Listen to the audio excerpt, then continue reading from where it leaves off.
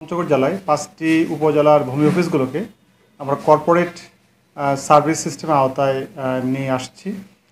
এটা উদ্দেশ্য হচ্ছে যে আমরা দেখেছি যে উন্নত বিশ্বে বস এবং তার অধস্তন কর্মকর্তারা বা কর্মচারীরা তারা একটা রুমের মধ্যে বসে তার সেবা দেয়।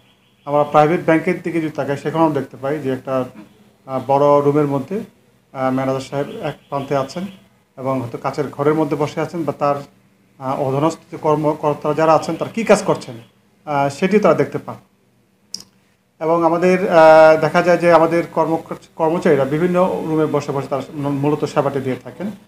তো আমাদের এসিলেন্ট সাহেব এখানে বসে অনেক সময় বুঝতে পারেন না যে আমাদের কর্মচারীরা রুমে বসে আছেন কিনা, নাকি বাইরে গিয়ে আড্ডা মারছেন, নাকি মানুষের সাথে খারাপ ব্যবহার করছেন, নাকি ভালো ব্যবহার করছেন, হয়তো দেখতে পান না।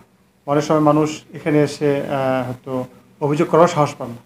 এই কারণে আমরা এই সিস্টেমটা চালু করেছি যে এসিলেন্ট এখানে বসে থেকেই সে দেখতে পাবে সকল টেবিলে তার কর্মচারীরা সময় মতো অফিসে এসেছেন কিনা, বা মানুষকে সেবা দিচ্ছেন কিনা, বা একটা মানুষকে দীর্ঘ 2 ঘন্টা 3 ঘন্টা ধরে বসিয়ে রেখেছেন কিনা। এখান থেকে তিনি তদারকি করতে পারেন। একইভাবে বস কী করছেন সেটা তার কর্মচারীরা আবার দেখতে পাবে যে আমার বস ওখানে বসে কী করছে, তিনি কি আড্ডাবাজি করছেন, মোবাইলে চ্যাটিং করছেন, সময় নষ্ট করতেছেন, না কাজ করছেন। সো একটা চেক অ্যান্ড ব্যালেন্স, বস দেখবে তার কর্মচারীদেরকে, কর্মচারীদের তার বসকে। এটা আমরা উন্নত বিশ্বে দেখতে পাই।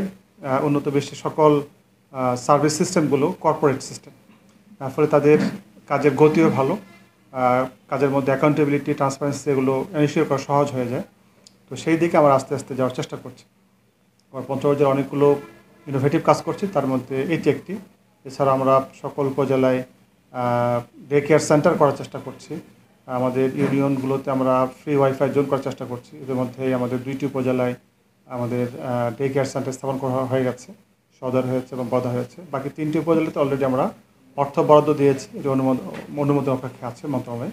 এর পরে আমরা দেবীগঞ্জে আমরা একটি ডে কেয়ার সেন্টার করবো, যাতে করে মানুষ যারা বিশেষ করে যে বাবা মা দুজনেই চাকরি করেন, সন্তানদেরকে বাসায় কাজের মানুষের কাছে রেখে আসতে হয়, তাদের সুবিধার জন্য এই ডে কেয়ার সেন্টার করা হবে।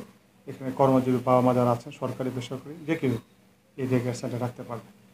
মূলত আমাদের ভূমি অফিসের কর্পোরেট সিস্টেমের যে মেইন উদ্দেশ্য সেটি হচ্ছে মানুষকে সহজে সেবাটি তার কাছে পৌঁছে দেওয়া যায়, তাকে যেন রুমে রুমে ঘুরতে না হয়, তাকে যেন হয়রানির শিকার হতে না হয়, এবং একটা রুমের মধ্যে সকল মানুষের কাছ থেকে সেবাটি যেন তিনি পেতে পারেন।